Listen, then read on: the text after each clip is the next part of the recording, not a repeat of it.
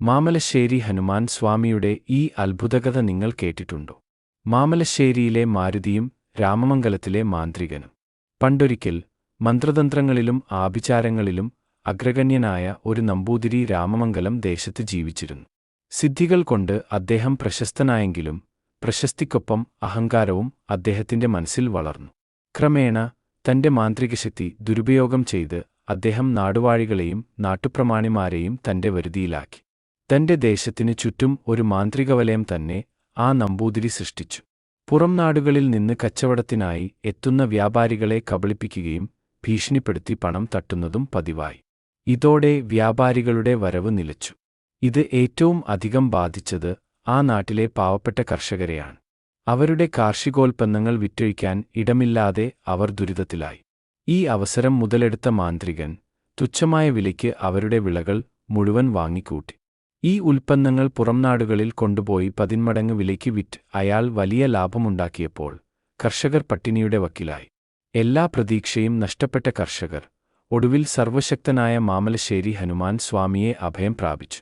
ഒരു ദിവസം അവരെല്ലാവരും വ്രതശുദ്ധിയോടെ ക്ഷേത്രത്തിലെത്തി തങ്ങളുടെ സങ്കടങ്ങൾ ഭഗവാനു മുന്നിൽ സമർപ്പിച്ച് കണ്ണീരോടെ പ്രാർത്ഥിച്ചു.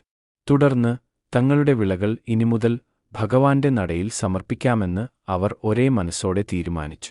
ദിവസങ്ങൾക്കു ശേഷം പതിവുപോലെ വിളകൾ ശേഖരിക്കാൻ മാന്ത്രികന്റെ കിങ്കരന്മാർ ഗ്രാമത്തിലെത്തി. കർഷകർ അവരോട് ശാന്തമായി പറഞ്ഞു, ഞങ്ങളുടെ വിളകളെല്ലാം മാമലശ്ശേരി ഭഗവാന്റെ നടയിൽ സമർപ്പിച്ചിട്ടുണ്ട്. ആവശ്യമെങ്കിൽ അവിടെ വന്നു വാങ്ങിക്കൊള്ളുക.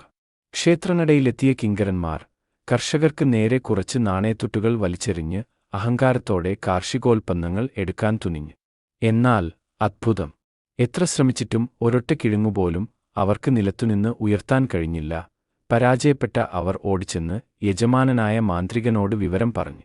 കോപാകുലനായി പാഞ്ഞെത്തിയ നമ്പൂതിരി തന്റെ സർവ്വമന്ത്രസിദ്ധികളും പ്രയോഗിച്ച് ഉൽപ്പന്നങ്ങൾ ഉയർത്താൻ ശ്രമിച്ചു.